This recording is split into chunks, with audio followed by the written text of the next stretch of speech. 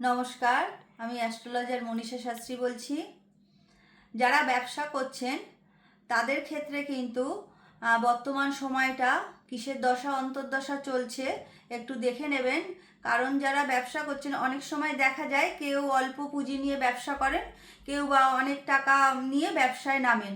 কিন্তু অনেক সময় আবার এটাও দেখা যায় যে অনেক মানুষ কিন্তু ঋণ করেও ব্যবসা করে। তাহলে ব্যবসা করতে গেলে আপনাদের কিন্তু রাশিচক্রটাকে দেখতে হবে।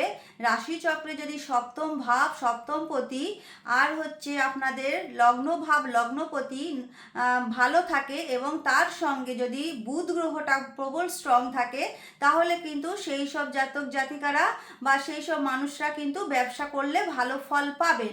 আবার ব্যবসা করতে গেলে যেটা দেখতে হবে, ব্যবসাটা ভালো হবে বা কখন ভালো হবে সেখানে কিন্তু দেখতে হবে আমাদের নবম ভাব আর নবমপতি। আবার টাকা অর্থ যে সঞ্চয়ের জায়গাটা বা আয়ের জায়গাটা সেটা দেখতে গেলে কিন্তু দ্বিতীয় ভাব দ্বিতীয়পতি আর একাদশ ভাব একাদশপতিকে ভালো থাকতেই হবে।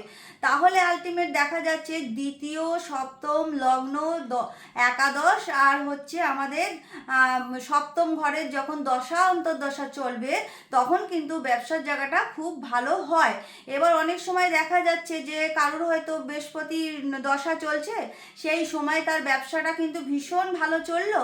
আবার দেখা যাচ্ছে যে যখন তার বৃহস্পতির দশা শেষ হয়ে শনির দশা শুরু হলো, শনি হয়তো সপ্তমের সাথে শুভ সম্পর্কে নেই বা শনির মানে তিনি যে ব্যবসাটা করছিলেন সেটা হয়তো শনি রিলেটেড নয়, তখন কিন্তু হঠাৎ করে সে ব্যবসায় লস খেয়ে যাবে বা ব্যবসাটা হঠাৎ করে পড়ে যাবে। তাই ব্যবসা করতে গেলে কিন্তু সব সময় যে আপনাদের নিজের বুদ্ধির ওপরে বেস করে চলতে পারবেন সেটা নয়।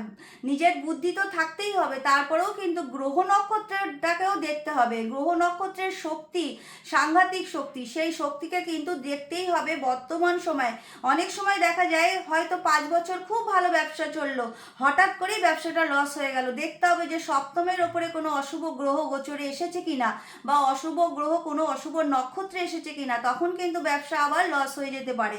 অনেক সময় দেখা যায় যে বকেয়া টাকা আপনারা যেখানে ইনভেস্ট করে রেখেছেন পাচ্ছেন না, সেক্ষেত্রে আপনারা মঙ্গলবার দিন একটি নারকেল নিয়ে ফাটাবেন। সেই ফাটিয়ে সেই জল একটু আপনারা নিজেরা খাবেন আর অন্য জল মানে বাদবাকি জলটা সারা বাড়িতে ছিটাবেন। আর সেখানে কিন্তু আপনারা ওং হং হনুমন্তে নম এই মন্ত্রটা বলতে পারেন বা আপনারা যার যে ইষ্ট দেব বা দেবী আছে তাদের সেই মন্ত্রটাও উচ্চারণ করতে পারেন।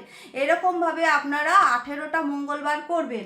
আবার আপনারা এই যেখানে দেখছেন যে অনেক ঋণ হয়ে যাচ্ছে, সেই ঋণ কিছুতেই শোধ করতে পারছেন না, সেখানে কিন্তু আপনারা 5টা লবঙ্গ মানে একটু সর্ষার তেলে শিশির মধ্যে ভরে রাখবেন।